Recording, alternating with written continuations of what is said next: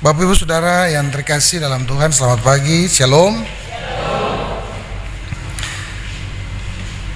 Bacaan yang baru saja kita baca dan kita dengar bersama sudah tidak asing, sebab ini selalu diperdengarkan bagi kehidupan kita.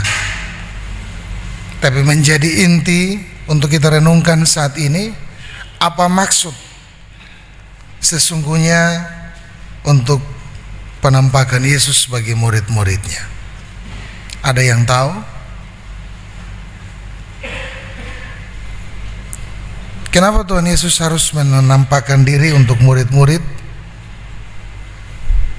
Apakah hanya Yesus mau membuktikan bahwa Yesus sudah bangkit dan dia hidup?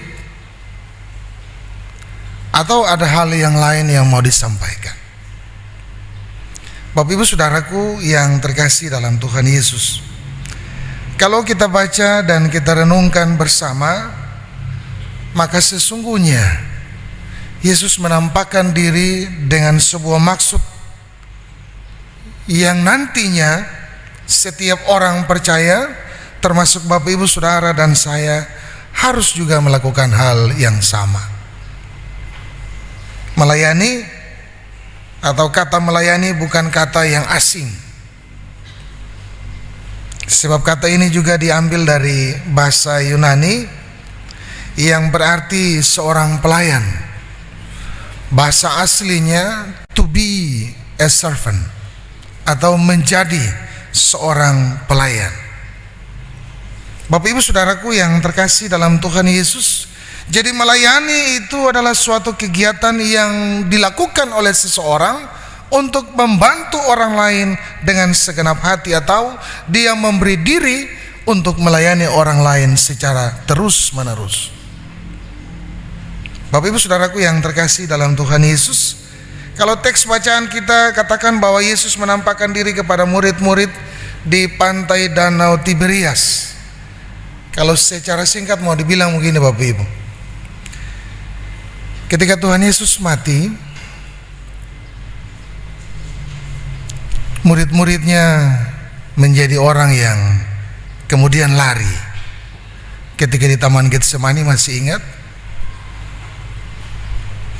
Simon Petrus mengambil pedang dan memotong telinga seorang yang bersama-sama dengan tua-tua dari mahkamah agama. Yang lainnya lari.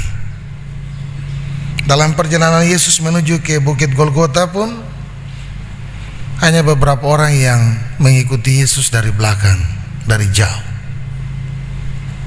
Dan ketika Yesus mati tergantung di atas tiang terkutuk, hanya beberapa orang yang menurunkan jenazah Yesus dari tiang itu. Lalu mereka menguburkan di kubur yang baru. Setelah itu mereka hanya berkumpul. Lalu Alkitab menyaksikan bahwa mereka kembali menjalani kehidupan mereka sehari-hari seperti biasanya. Dan 3 tahun masa bersama dengan Tuhan itu seolah-olah hilang. Apa yang diajarkan oleh Yesus yang adalah guru mereka itu hilang, karena mereka mendapati bahwa Yesus sudah mati. Walaupun Yesus bangkit dan dia menampakkan diri untuk mereka, mau membuktikan bahwa apa yang difirmankan Tuhan digenapi. Bapak Ibu Saudara yang terkasih dalam Tuhan kita Yesus Kristus, setelah kebangkitannya, Yesus tidak lalu melakukan hal yang sama seperti yang semula. Tapi Yesus datang menjumpai murid-muridnya di pantai Danau Tiberias itu. Dia tidak mengubah roti, dia tidak mengubah ikan, tetapi dia berkata kepada murid-muridnya, pergi tebarkan jalamu di sebelah kanan. Bapak Ibu Saudara, kalau kita mau bayangkan sedikit, Yesus itu siapa? Bapaknya seorang tukang kayu yang tidak pernah tahu tentang bagaimana caranya menangkap ikan. Simon Petrus itu hari-hari, setiap hari mereka adalah nelayan yang kerjanya menangkap ikan, tahu di mana ikan banyak, tahu kapan tidak ada ikan. Tapi ketika cerita ini dituliskan, murid-murid itu tanpa berbantah-bantah lalu pergi. Dalam tafsiran yang lain, sebelum Yesus berkata, Yesus sudah melihat ke pantai Danau Tiberias. Tanda-tanda ikan itu air beriak, di sebelah mana yang tenang, yang beriak itu ada ikan. Dan Yesus memerintahkan untuk menebarkan jala di sana. Bapak Ibu Saudaraku yang terkasih dalam Tuhan Yesus, dikatakan bahwa dalam bacaan kita, setelah mereka menebarkan jala itu, mereka mendapati ikan yang cukup banyak. Bahkan jala pun tidak koyak. Kira-kira 153 ekor ikan yang besar. Lalu kemudian Yesus berkata kepada mereka, bawa ikan itu kemari supaya kita makan dan sarapan. Apa artinya Bapak Ibu kalau kita baca? Apakah itu hanya sekedar cerita tanpa ada makna? Dari awal Yesus meninggalkan ketinggian arsnya, turun menjelma menjadi seorang manusia, hidup bersama dengan manusia dalam kerendahan untuk menyelamatkan manusia. Artinya apa? Yesus mau bilang bagi kehidupan Bapak Ibu Saudara dan saya, Dia telah turun dari ketinggian arsnya menjadi sama dengan manusia dan melayani tanpa memandang siapa dia. Lalu bagaimana dengan kehidupan Bapak Ibu Saudara dan saya? Apakah kita masih pegang prinsip kita? Ada karena jabatan kita, ada karena kuasa kita, ada karena kekayaan kita, ataukah kita turun sama seperti seorang Yesus merendahkan diri sebagai seorang pelayan untuk melayani? Itu hal yang pertama Bapak Ibu dalam bacaan kita secara singkat. Yang berikut Bapak Ibu Saudaraku yang terkasih dalam Tuhan kita Yesus, yang menarik untuk kita renungkan ketika Yesus bertanya kepada Simon Petrus, apakah engkau mengasihi aku? Jawaban pertama dan jawaban kedua sangat ambigu atau tidak jelas. Jawaban dari Simon Petrus apa? Tuhan Yesus bertanya begini, Simon anak Yohanes, apakah engkau mengasihi aku lebih daripada mereka ini? Jawab Petrus kepadanya, benar Tuhan, engkau tahu bahwa aku mengasihi engkau. Kata Yesus kepadanya, gembalakanlah domba-dombaku. Kata Yesus pula kepadanya untuk kedua kalinya, Simon anak Yohanes, apakah engkau mengasihi aku? Pertanyaan Yesus semakin dipersempit, semakin diperjelas. Tapi jawaban yang diberikan oleh Simon Petrus apa Bapak Ibu? Benar Tuhan, engkau tahu bahwa aku mengasihi engkau. Kata Yesus kepadanya, gembalakanlah domba-dombaku. Kata Yesus kepadanya untuk ketiga kalinya, Simon anak Yohanes, apakah engkau mengasihi aku? Maka sedih hati Petrus karena Yesus berkata untuk ketiga kalinya, apakah engkau mengasihi aku? Dan ia berkata kepadanya, Tuhan, engkau tahu segala sesuatu. Engkau tahu bahwa aku mengasihi engkau. Kata Yesus kepadanya, gembalakanlah domba-dombaku.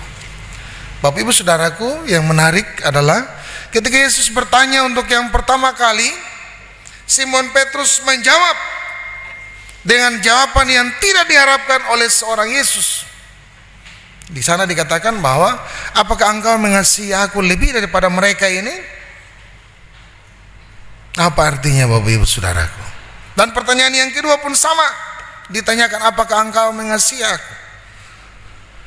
Jawaban Petrus pun masih sama seperti itu. Dan yang ketiga, Simon Petrus mengerti, memahami dan sadar, maka dia menjawab. Sebab apa? Tidak ada yang dapat disembunyikan dari mata Tuhan ketika Tuhan bertanya.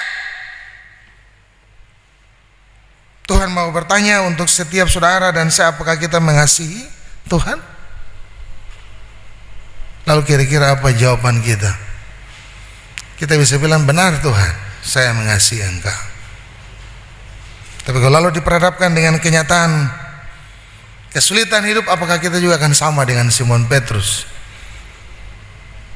Walaupun dia menyangkal, tapi nanti pada akhirnya dia mati demi Kristus. Bapak Ibu Saudaraku yang terkasih dalam Tuhan Yesus, menjadi seorang pelayan kita dituntut sama seperti Yesus yang merendahkan dirinya, turun dalam kehidupan manusia, dalam kehidupan murid-muridnya, duduk makan dan minum bersama, melayani mereka. Bapak Ibu, kalau kita baca di bacaan yang pertama tadi, mereka naik dari pantai, dari danau Tiberias itu, Yesus sudah siapkan ikan dan roti. Lalu Yesus bilang, bawa ikan yang baru tuh kemari supaya kita makan dan sarap. Yesus mengambil rupa seorang hamba yang turun untuk melayani. Seorang diaken, seorang diakoneo yang memberi diri untuk melayani orang, menolong orang lain secara terus-menerus tanpa memperhitungkan segala sesuatu. Bapak Ibu Saudara yang terkasih dalam Tuhan kita Yesus, tema kita di bulan Mei ini adalah dipanggil untuk melayani. Bacaan kita mau mengingatkan kehidupan Bapak Ibu Saudara dan saya bahwa sebagai orang-orang yang percaya, apakah sungguh saudara dan saya mengasihi Tuhan?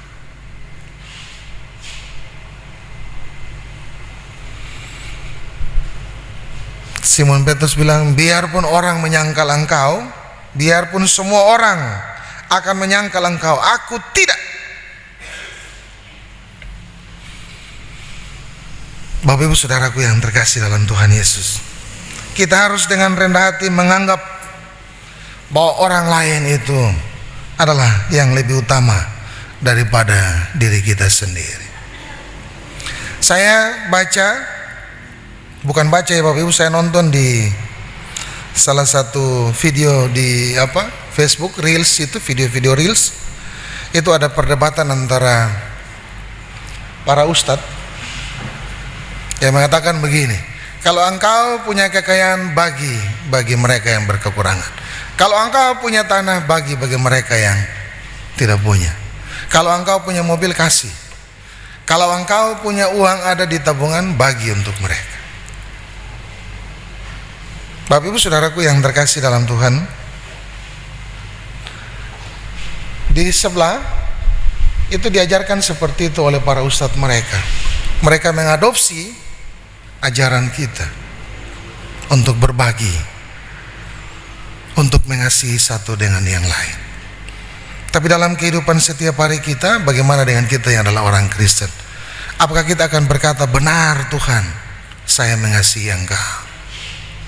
Bagaimana mungkin kita bilang seperti itu, sementara kita masih menyimpan amarah, masih menyimpan dendam, masih menyimpan kebencian, masih menyimpan curiga bagi orang-orang di sekitar kita.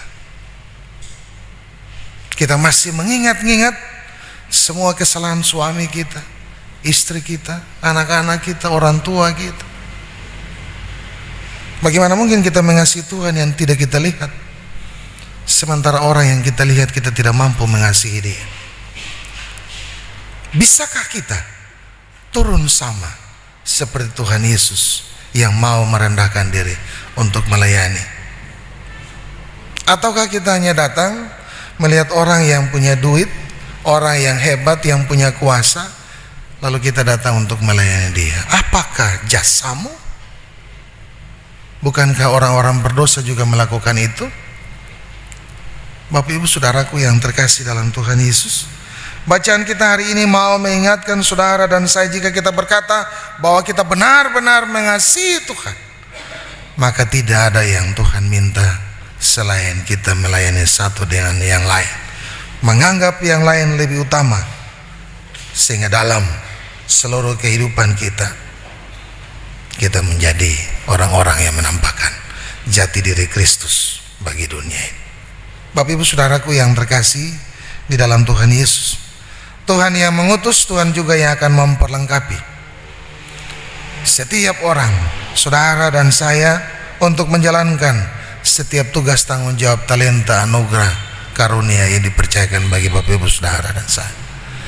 Jangan pernah kita berkata, sabar Tuhan, tunggu Tuhan, tapi layanilah seorang akan yang lain dengan segenap hati, seperti kita melayani Tuhan, seolah-olah hari ini adalah hari terakhir kita hidup, sehingga kita memberikan yang terbaik, sebab besok kita sudah tidak bisa melakukan itu. Tuhan Yesus memberkati kita dengan firman-Nya.